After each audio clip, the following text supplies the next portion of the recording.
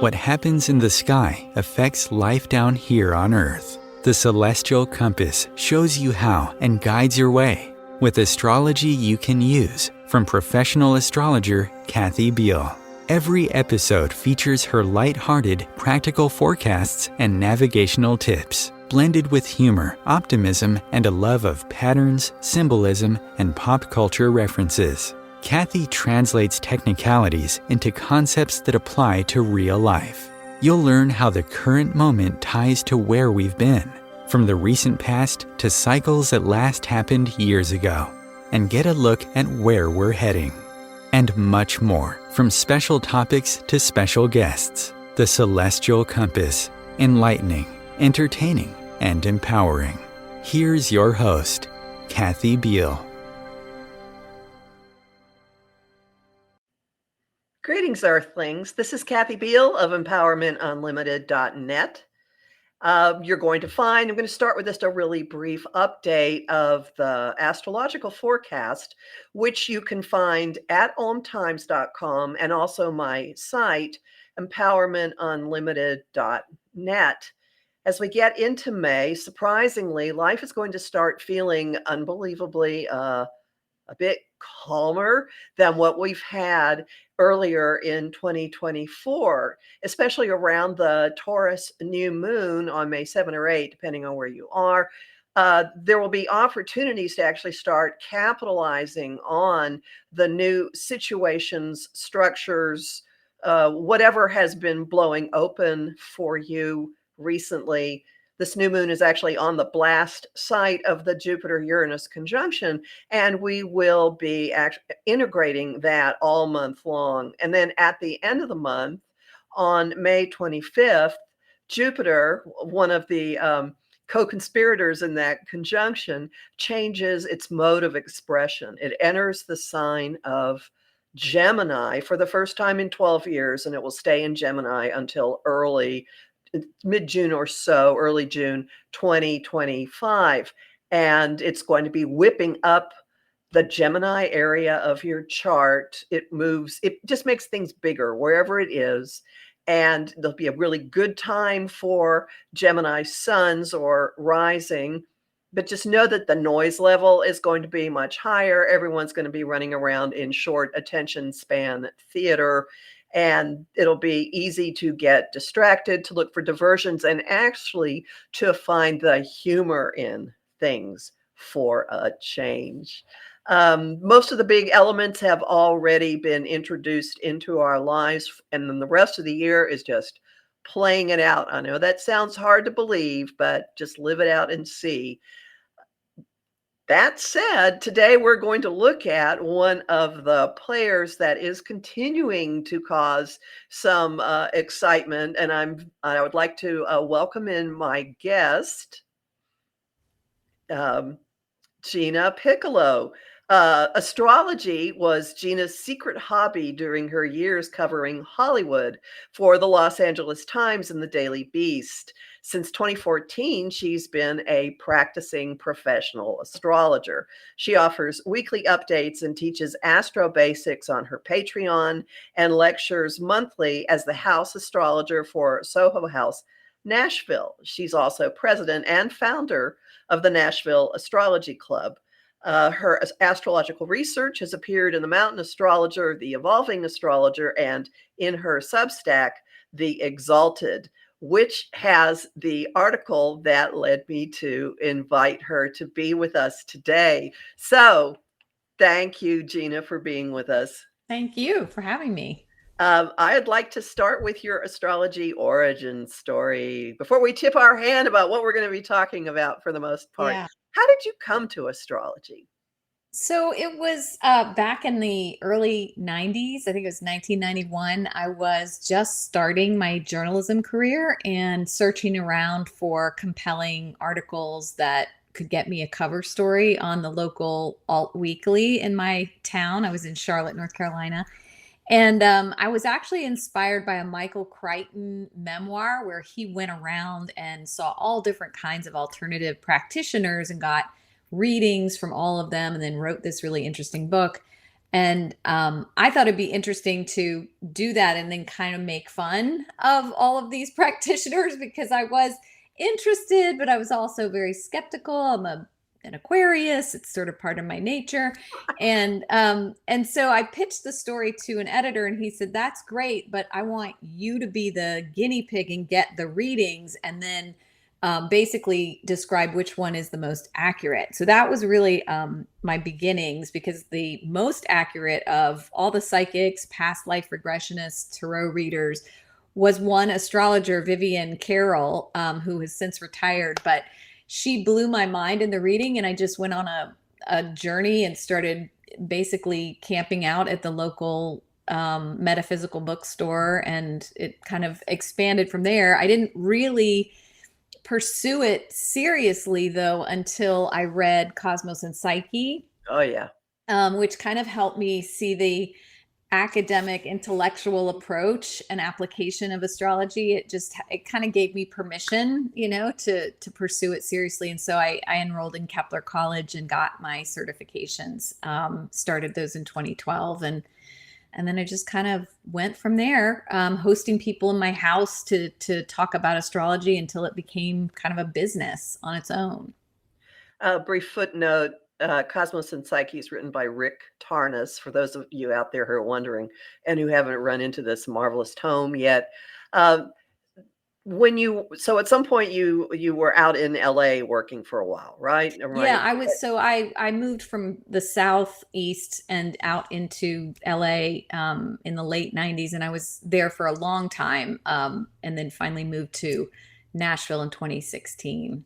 And I would imagine you didn't have to keep your interest in astrology, particularly undercover out in LA, or am I making an assumption here? No, yeah, it was definitely it's interesting because I worked for the Los Angeles Times, and all my social media was journalism. All my colleagues, all my public self was this kind of, intellectual person.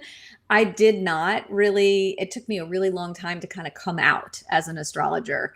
And I honestly think that Neptune moving into Pisces was my big moment. I have some Pisces placements because, it just gradually became undeniable that this was going to be a big part of my life. And I took a big leap of faith and was like, I'm just gonna risk being a weirdo. And the cool thing is, I ended up getting a lot of clients who are journalists and writers. Some of my old colleagues from the Times, became clients. So it was a nice, and I never really got any kind of weird response from my intellectual people. And not that astrologers aren't intellectual by any stretch, but the journalists didn't really have anything to say about it that wasn't supportive. So that was cool. This resin, I can identify with so much of this because my background is as an attorney, Oh, wow. and and I was undercover for a long time Yeah. So with you get this. that. And my metaphysical clients knew I was attorney. Very few of my attorney clients knew that I did this kind Interesting. of stuff. Yeah. Mhm. So I completely get it.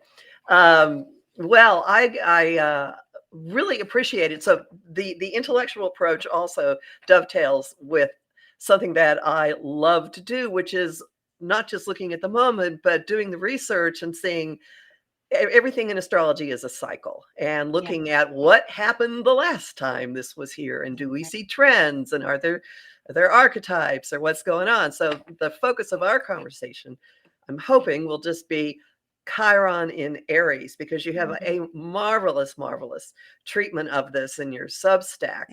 um, Chiron is something that wasn't around, I will age myself here, when I was first starting. Well, it wasn't paid much attention to when I was first starting to study astrology, because I believe it was discovered in 77, something Right. like that. Right. So it wasn't until at some point in the 90s that it worked its way more into conversation, and only recently something that pretty much everybody, well, I can think, I have one colleague that has nasty words to say about it. It's Mm. a ball of ice, but everybody else pretty much pays attention to it.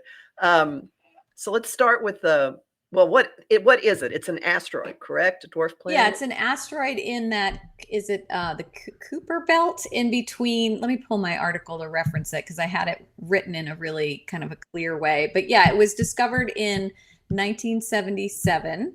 Let me pull this so I can speak more intellectually about it. Sorry. It's okay.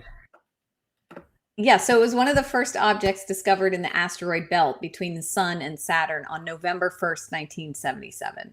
So it is a, a block of ice probably, but it's also considered a planetoid. So, whatever you want to do with that, and it happens to have a really strong um signature in the United States chart. So what was interesting to me about it was that we were going through this eclipse cycle at the same time that as a nation we were going through a Chiron return.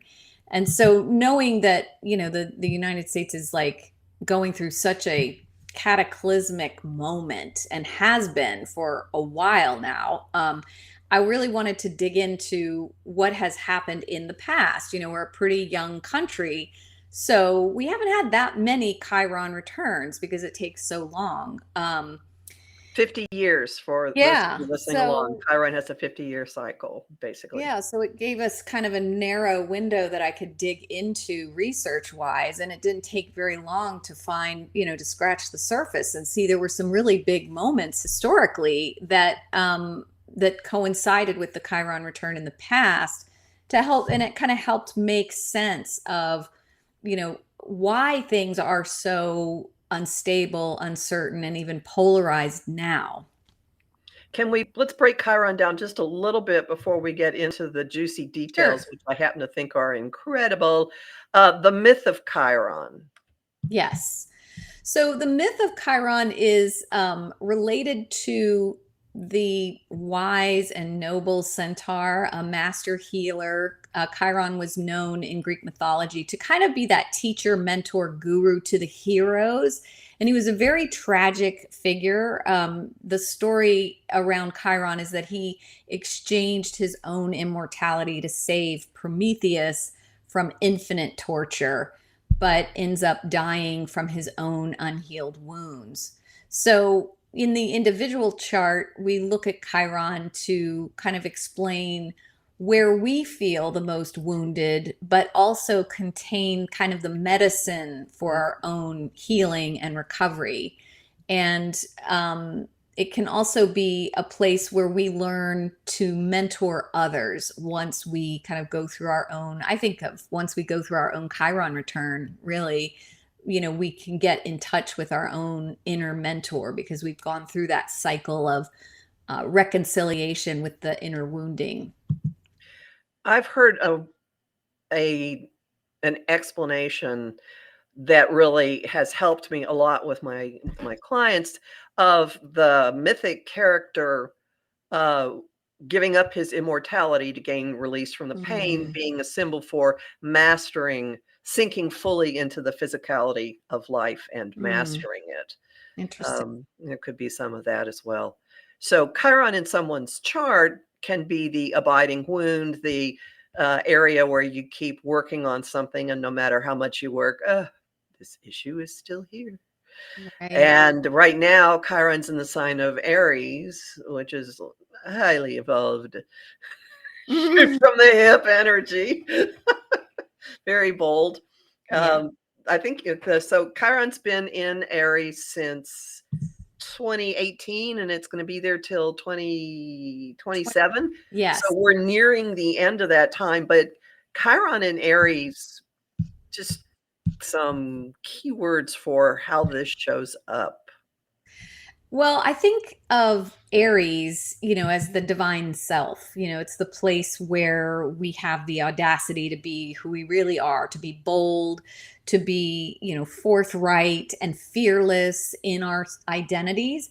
But with Chiron here, all of that becomes sort of questioned, becomes insecure, becomes a place of suffering and vulnerability. So I think of that Chiron as sort of a fraud in Aries, a fraud complex, a place where we are struggling to feel entitled, struggling to feel, that we have the right to be here, that we have the right to stand on our own, to be that individual.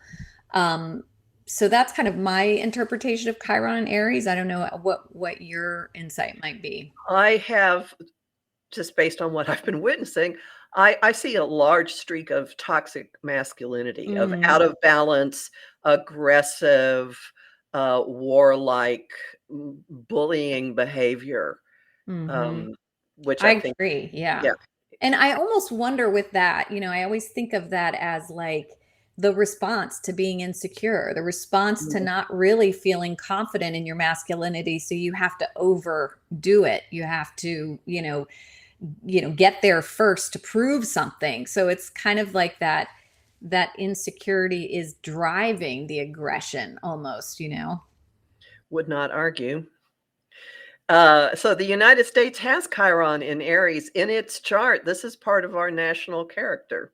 Yes, yes. And it happens to be opposite Saturn and square the sun, it's square the sun. So it really is a big part of the United States story, of being, I think of it as like showing up, or at least trying to be that righteous, because I use the Sagittarius rising chart, showing up as being on the side of justice and fighting for, the right thing. But on the other hand, there's a lot more underlying here in the United States chart that feels um, a little manipulative and not quite truthful about what the real reason, what the real motivations are for, the way that the United States tries to um, basically start things around the world. I think that the Chiron plays a role as it is insecure in its role. I mean, it's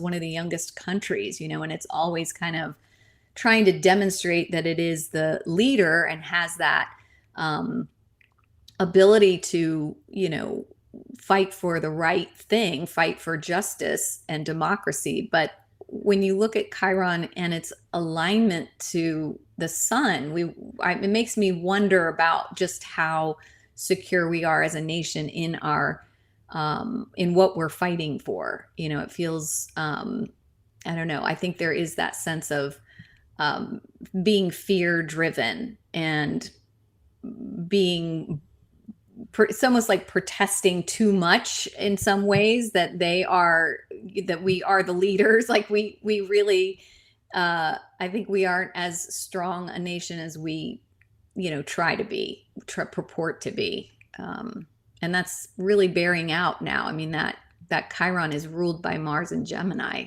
which is very divisive, very polarized, and kind of all over the place. Um, I want to comment directly on what you've just said, but let me just throw in here. Think of the number of people who have been in the news while Chiron's been in Aries who are Geminis, Mm, men who are and one woman I can think of, a political front. Um, but to get back to the general point about the US you were making, I keep thinking Patrick Swayze in Roadhouse. Like, I'm just going to mm, go beat the crap out of people because I have to. yeah. And I think statistically, I do not know the number for this, but more years than not, the US has been involved in a war somewhere for its Mhm, entire existence. And mhm. that to me speaks to Chiron and Aries. Definitely. And stirring up trouble and drama, using being driven by supposedly the need to spread democracy, but really just creating trouble for a lot of the countries that they go into. It feels like that concept of being the perpetrator when and acting like a victim in some ways. Like that Chiron and Aries is really like the creating things, creating violence, doing things, and then acting like they are really just the savior, acting like they're really just here to help when they're really just creating more violence, more bloodshed, more chaos even in the process. Wonderful. I mean, I do not argue with you. Now, at the moment, there's so many directions we can take this in. So we're having our Chiron return right now while we're also having eclipses in the signs of Aries and Libra. So Aries where our Chiron is, Libra where our Saturn is. And Chiron was conjunct the April 8th solar eclipse, right. which is a massive reset Yeah. coming. Yes. Any immediate thoughts about that? Well, I think, I think we still have to live out some of this eclipse in April 8th. I think it was so intense that we still have a ripple effect happening. I mean, it's hard not to talk about Donald Trump and him being, in the first criminal trial of a president, and not see this as somehow related to or connected to that eclipse cycle and the Chiron return, because if we look back at the last time we had this Chiron return, Nixon and Watergate was taking place. Our country was at a very vulnerable place. And I would say having the first time a president is being, is in a is facing like prison. I mean, he's literally facing prison time. It makes us our own vulnerabilities, and the fact that in some ways this country can be its own worst enemy. That's another way I think of Chiron and Aries, right up front, in the same ways that if we look back into history, we had similar moments of great vulnerability as a country. I found it fascinating. I was aware of the Watergate connection, but if you keep taking it back 50-year segments, your research has identified some amazing things. Teapot Dome scandal of Right. the 20s, the previously most corrupt administration that we know of in our history during that time. And then you can just keep taking it back. Massive tax fraud that was around Ulysses S. Grant's campaign. Right. There was one that goes all the way to the beginning. It was like the first Chiron return. I'm gonna see if I can find this. Oh, and that was taking it back that far.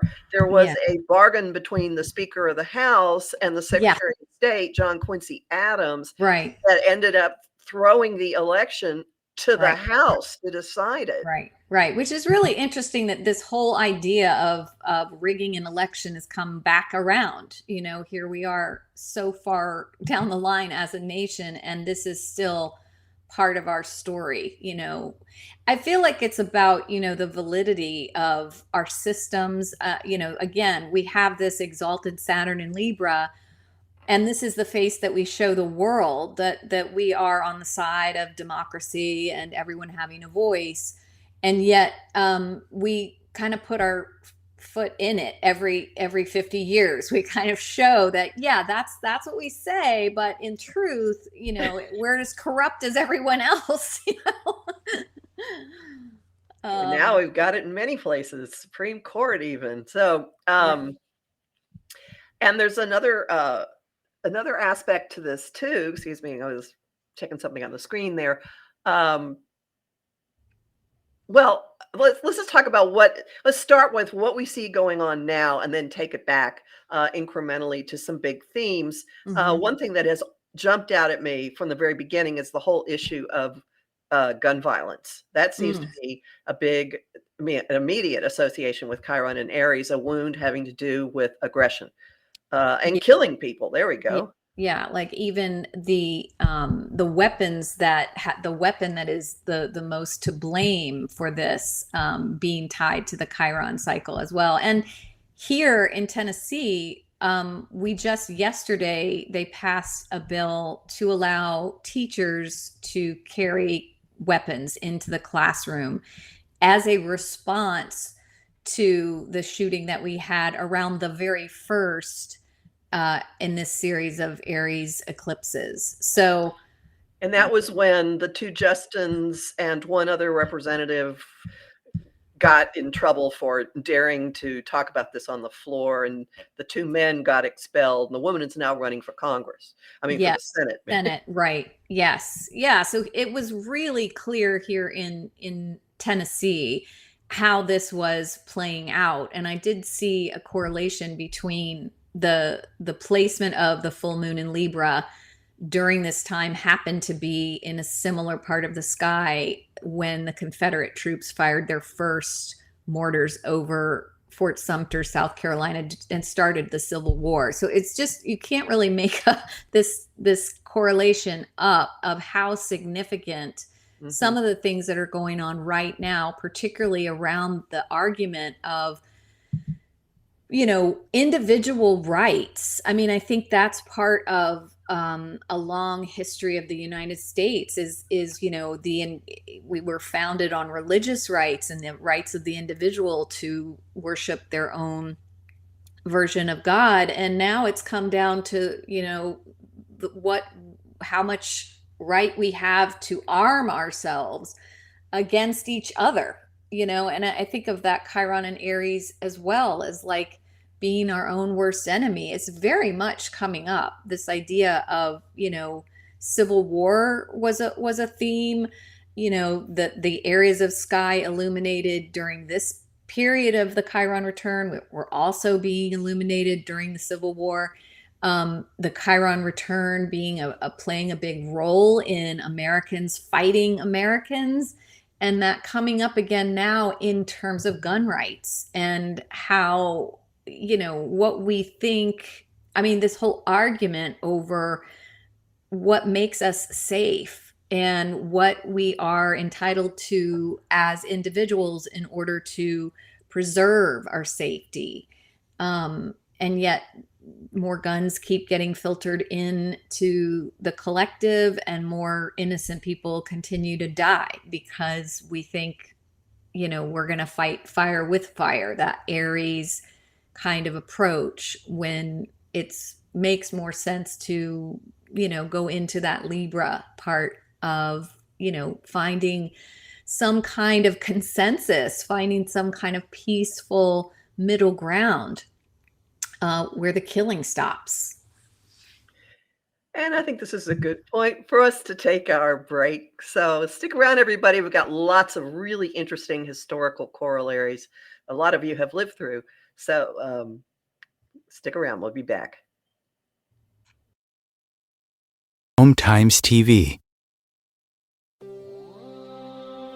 Want help with your own celestial compass? Visit my site, empowermentunlimited.net, for Astro Insight forecasts for each week, month, and new and full moon. Want to explore the personal impact? Make a decision? Understand another person? It is possible.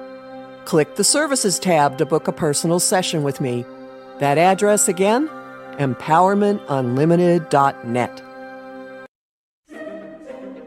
Imagine becoming a super influencer. Reinvent yourself, invest in your brand, and then manifest your success with a robust spheric approach. Om Times Media and Broadcasting offers a unique and multifaceted way to become the spiritual and conscious influencer you deserve to be by putting your message across our powerful platform with its proven record of integrity and excellence. Through our produced shows, Om Times offers the opportunity to become a social media TV personality, a radio show host, an Om Times magazine columnist, and a syndicated podcaster, all in one shot.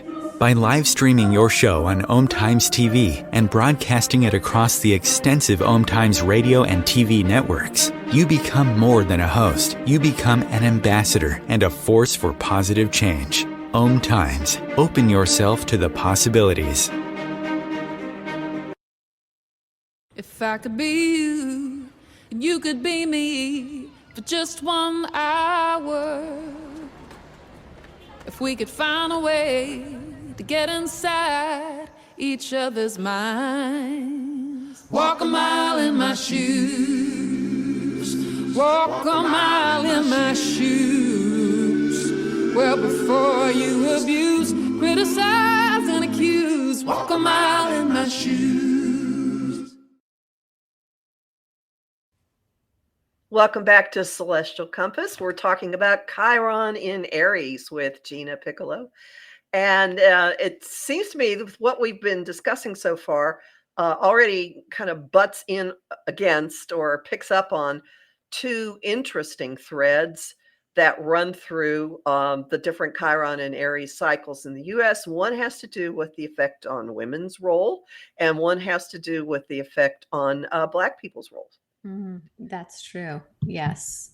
Yeah. So in the past, we have seen this correlate with individual rights in general. So we had Chiron returning when in that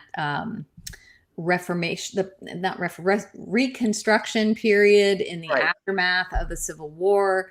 We had this taking place during Prohibition and the Flapper movement. We had this taking place during the birth of the abolitionist movement, was very much a women's movement itself. And so, the whole concept of who is entitled to what becomes a really big theme as this Chiron return is taking place. And in the 70s, this would have been a time when abortion was being legalized. And now we come 50 years later and we're back battling for reproductive rights again, unfortunately, on the other side of that. So it is really interesting to see this cycle and how it manifests. This idea of women earning the right to vote in the transit during 1920, of Black men earning the right to vote during the transit in 1870, and then that happening again during the Civil Rights Act of 1965.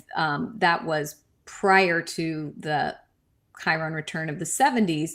But we're seeing again now this access to being able to vote coming up again, and the whole concept of elections being rigged and redistricting, making it more difficult for minorities to have the same access to voting that, white people have. It's just incredible that it's still honestly an issue as it is. Well, doesn't this sound like insecure power going overboard and compensating? Right. Definitely. Yeah. When we think about that whole concept of Aries needing to assert itself and going, way overboard in that sort of it is toxic masculinity, and women can assert toxic masculinity too when they kind of get on that train, and feeling so insecure about your power that you end up inhibiting everyone from having any say in anything. I think that is like this idea of the patriarchy. I feel like the toxic patriarchy is another manifestation of Chiron and Aries for the United States. And yet, let's go back to the solar eclipse, because there was something really interesting going on April 8th with the lineup of a huge number of planets in Aries. So Chiron conjunct the new moon, and Mercury conjunct Eris at the end of Aries. Venus was basically in Aries. So we've got two warrior goddess configurations in Aries. And where was the ruler of all this? In a swamp, in the swampland. In the feminine sign of Pisces, conjunct Saturn, which is opposite ours. So there's this I see a weird empowering of the feminine to move it into like, okay, my turn vibe from it all. Interesting. Yeah, I didn't think about that as a feminist signature, but definitely feels a little bit like the feminist movement is having to, assert itself more strongly, and I think struggling to be heard through all of this loud Aries stuff that's been going on. But it'll be interesting to see how some of this unfolds in that series we have in in September and October, when we have the Pisces eclipse begin September, and then the other final Libra eclipse in October. I just wonder if all of that kind of leading up to the second activation, the second return. So we have November 8th is the second Chiron return.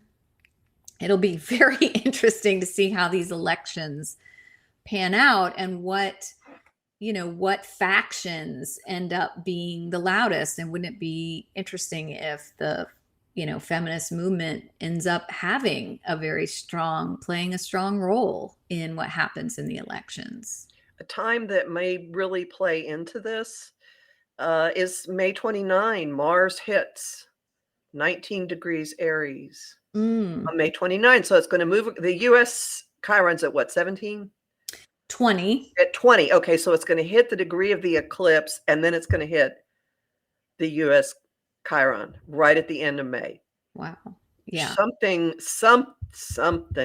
is going to happen. Well, what if that's when we get the verdict on the Donald Trump trial? That's what I think. I think that's be the first verdict. I think there will be a second one at the end of August. Really? That's at the Jupiter-Saturn square. Interesting. Yeah. Yep. But yeah, you're right. And look at what is going on with this. You've got the election interference aspect of this, which takes it back to the very beginning, the very first, with John Quincy Adams and Henry Clay. Right. And then there's also the woman element. Right. The fact that there are women who were told to be quiet. Right. And paid off to be quiet, which all fits in with it. It's just. Well, that would be what takes him down, would be very interesting. The idea that it is a woman. And, I've been studying Donald Trump's chart really closely and hope to post some kind of research soon, but he has kind of his Achilles heel is in Cancer. He has a conjunction. I think it's let me just pull up his chart really quick because it's Saturn and Venus. Venus. Okay. So you do have and 25 Cancer. Yeah. And so, that is really getting engaged by this Chiron return as well. It's getting that square. And in my research on Donald Trump, every single time something really tough has happened to him, it always activates that particular 12th house placement. So it'll be, it feels to me like his downfall is going to be coming from the feminine archetype in some way. And I think it ties into his own inability because of that Venus-Saturn conjunction. He has a very constricted ability to access his own love nature, his own connection with divine feminine, to go really esoteric, I feel like. And that is what is probably going to be his ultimate downfall. Well, it would not surprise me at all. And I see that as his signature for that Saturn at 23 and Venus at 25 Cancer, as the signature for how he's made all his money. And the fact that his family, he got money from family, he squandered money from family, he pulls his family into his money making, and the Jupiter-Uranus conjunction that happened in April was in a sextile to that. So it zapped it one way or another. Interesting. And it all fits in with our national collective karma, because Mars in the US chart is in Gemini, the ruler of our Chiron, and he's a Gemini, one of about 20. And his sun is conjunct our US Mars. That full moon in Sag that he's born on lines up perfectly with that 21, because I know he's got 21 degrees. I'm pretty sure it's 21 degrees Gemini Sag. Yeah. It's the moon, I think, is 20. 20, okay. But the sun is 21. Absolutely. Yeah, it fits. It's very interesting. Yeah. It's like you said, you can't really, it's incredible how these cycles present themselves. And it's so plain when you line it all up, that it can be somewhat validating, because you think, like, how did we get here? And and then you just kind of map it back to the beginning of the country. And it's like, here, this is how. These cycles are just, it's all the same thing. We're just going through it in different timelines. It's Crazy. what we do. Well, and how almost daily there is a new news report about this man or that man, and sexual allegations, Yeah. harassment, sex crimes, did this. And it's almost astonishing how much of it is coming to light. But that seems to be a very, very hot area for issues in our culture. Yeah. I do think that Uranus and Taurus, has a lot to do with this kind of awakening, this feminist reawakening that has, kind of continued since, if you track back, I haven't done the research deeply on this, but 2018 seems to be about the time that a lot of this really epic revelation around sexual harassment and sexual, assault that had been covered up for decades with Weinstein and Cosby and all the guys. It kind of, the Me Too started around that time. I feel like, that we're reaching this moment where there's nothing that's going to be in secret anymore, that we will just have to move into this new era, because Uranus just continues to kind of hit these lightning strikes around that, feminist principle of,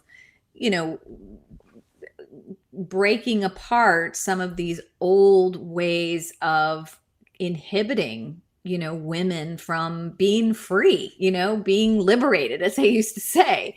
We've technically been liberated, but the truth is that we've been held down by, the patriarchy for all this time. We may be able to work in the workplace. We may be able to have kids when we want to, but we've still had to, pay homage or whatever to toxic masculinity and the patriarchy. And I feel like this Uranus transit has really taken that apart and forced us to reckon with all the things that have been going on in the dark, Now we have even just survival issues at stake with state laws that are trying to override the federal requirement that an emergency room treat people. And if you happen to have a female body and your body is falling apart because of something going wrong with a pregnancy, there are justices on the Supreme Court who will be telling us by the end of June whether women have the right to live under those circumstances or not, or whether states can say, yeah, all right, this is the 21st century and this is where we are. Yeah. Okay.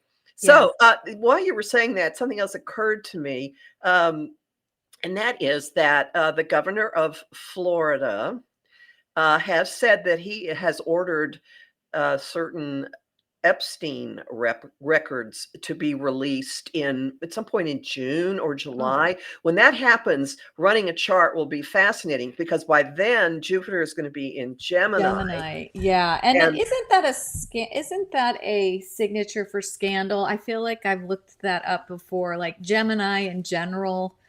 And when Jupiter's going to trine that Pluto in Aquarius, I'm very curious how that might manifest and bring, again, as Pluto's kind of hovering toward the south node of the United States, there's clearly more that has to be purged, clearly more garbage that's going to rise to the surface to be, reckoned with in some meaningful way. But I've been looking forward to that Jupiter trine Pluto to see what comes of it, because that's a really big activation of Pluto in Aquarius that we haven't had yet. No, and around that time is when Mars in Taurus is going to square Pluto, which is right at the very beginning of June. I'm not sure of the date that June 11th. Yes. But when does Jupiter trine? It'll be June 2nd that Jupiter trines so Pluto. that first half of June ought to be extraordinarily revealing about what Pluto in Aquarius is going to mean for us. I agree. Yeah, because Mercury will also trine Pluto June 4th. And Mercury will obviously conjunct Jupiter the same day. So there's definitely, room for a lot of revelation in the headlines and probably political scandal. I mean, I did not know that. I didn't know he had announced that. That's really Oh yeah, so watch for that. That'll be as soon as it hits the news, run the chart moment. well. And then Jupiter's going to conjoin the Uranus of the United States. That'll probably happen it's at 8 degrees Gemini, so I'm not Yes. sure that it's before the election. Oh, it's early because Jupiter will be at 17 by the end of August. Okay, so that'll be interesting too. I think mean, it's around the time of the Republican convention, isn't it? Wow. Yeah, so it'll be interesting. It's going to be an interesting summer. Very interesting summer. And yet, not as crazy as it's been. Yeah, I mean, that's my theory. I don't think it'll be as crazy as we've been through. Yeah, I think it'll be nice. I actually am looking forward to May, June, and July. I'm not crazy about August, but I think that, yeah, I agree. We're going to have a much easier summer. And I wonder if we see a lot more protests. I just wonder how that Jupiter and Gemini is going to light up the interest in not only getting out and getting back into the collective, but making your concerns known, like just a lot more interest, that Jupiter trine Pluto in getting out on the streets and, the power of the people kind of energy getting really, really emphasized. That would fit. And that also reminds me, what sent people to the streets? A certain inauguration kind of sent things into insanely overboard. During Nixon's time, people were in the streets too. I mean, I'm old enough that I remember it. I was not old enough to be doing it. But different. And Jupiter and Uranus and Pluto were conjunct in part of what set that all in motion. So the fact that those guys they're in different places, but Pluto's under Uranus's domain because Uranus rules in the modern school Aquarius. I could sit here and talk about this for a long time.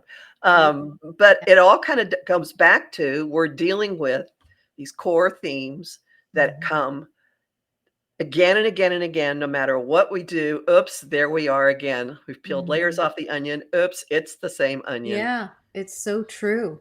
And I mean, I like to think that, we certainly have advanced along that karmic lesson of Chiron and Aries. I mean, women don't have to wear long skirts anymore. We do have the right to vote.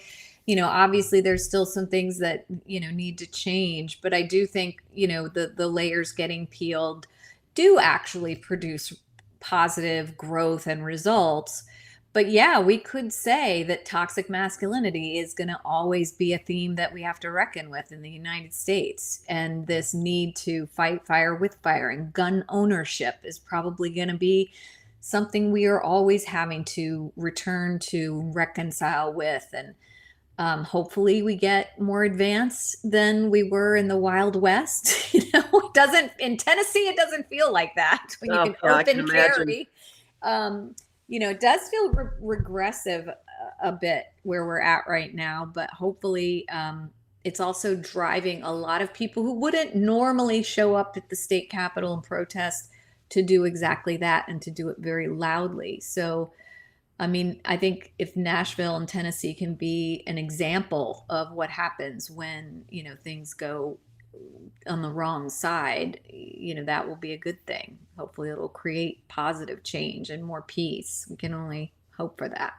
And I have the suspicion that it will propel more and more women to run for office. And won't it be a scream if we end up with I just remember when I went to law school, 1/3 of the class was women, only a third, but that was a big deal. Yeah, for then. sure.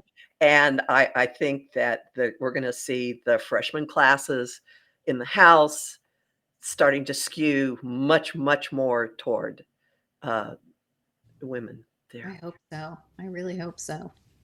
I think that's the future. I really do think that that's one of the things that this Uranus and Taurus transit is waking up women to participate, to take back their own future, and in a way that first has to feel like reconciling with how much they've been repressed. I think Uranus has to overcorrect a little bit. And, I don't know what Uranus in Gemini is going to be like. I'm excited, but a little bit scared.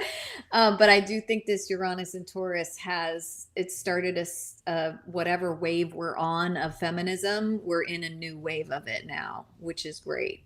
And then Venus is going to meet Uranus in the month of May also before she, there is that, let's see. I've got my little almanac here. Yeah, on May 18th, Venus will conjoin. Yeah, so I mean, it's interesting because I wonder if some of what we see in May during the Gemini season and into June with Jupiter in Gemini isn't somehow the seeding of the awakening that comes with Uranus in Gemini when we get into 2020. I think it's 2026. I mean, we have that beautiful grand sextile coming in 2025, but the future, we start to get indications of what Uranus in Gemini, trine Pluto in Aquarius, sextile all the Saturn, Neptune in Aries, what it's going to be about. Interesting. Yep. I'm putting my money on women being more in the driver's seat. But that would be great. That would be wonderful. Yep. Because, well, at any rate. Well, all right. We do have a tiny bit of time left. This is obviously not the only thing you think about. Yeah. What sorts of topics are generally on your mind these days? Well, I'm just very curious about Donald Trump's chart. I think that I have been studying him since he went into office, really, basically since 2016. And just really curious about his karma and how he has managed to, avoid any kind of consequences up to this point. And so I've looked closely at his nodes and how I think he has the sun very close to the North Node. Yes. And Jupiter coming into Gemini, activating that conjunction. And so I'm just like, and plus I have a lot of friends who are like, when is he going to go to prison? And so I keep looking at that. That has been a big preoccupation. Every headline, every, new wrinkle. I'm studying transits. I'm studying his progressions and really curious. And I think that's why I've not published the research yet, because, I want to be certain about things before I make a forecast. And he's one of those who has defied all forecasts, So well, we have lots we can talk about. Yes. I've looked into this a whole lot too. So You have, I certainly understand. Yeah, well, just know that the lunar eclipse was on his Neptune in the second house. Yes. End of an era, maybe. I saw that too, and I was like, something is disappearing, something is dissolving. I want so much for that to have that signature of. I like the idea of end of an era. I love that idea. Well, let me add to this. Alvin Bragg's Pluto is exactly there. Wow. Again, we have a lot we can talk about. We'll take this off camera. Okay, cool. This has been wonderful. I would like you to tell people where they can find you and what you offer. Yeah. So I see clients one-on-one. My main offering is my Patreon. I have a Patreon membership that's I offer weekly, monthly, and then just kind of dipping into cultural webinars stuff. So if you're interested in learning astrology, tracking your transits, I would encourage you to check me out on Patreon. And I have an Instagram account where I post periodically I try to get on there a few times a week about transits. And if you're in Nashville and you're interested in joining our astrology club, please find me, because we have a very vibrant community here, and a lot of people excited to learn and teach and practice professionally too. So that's all I got. That sounds wonderful. Well, I thank you very, very much. Oh, and your Substack is The Substack is called The Exalted. And I haven't published my Donald Trump stuff yet, but that's where it's gonna go when it gets there. Yeah. all right. Wonderful. Well, I'm certainly going to look for it, and we will have a conversation. Great. Thank you so much, Kathy. It's been a Thank you. I pleasure. really appreciate you coming. And everyone, go read Gina's article about Chiron in Aries. You will just have your jaw hit the floor with the correlations and all the historical research. So I Thank you. really encourage that. So thank you very much. It was Thank a you. pleasure talking with you. You And too. everyone stay calm. May is going to be different. And remember, you can find me at empowermentunlimited.net and also at Om Times and my YouTube channel, Professional Aquarian. So I will talk to you again soon.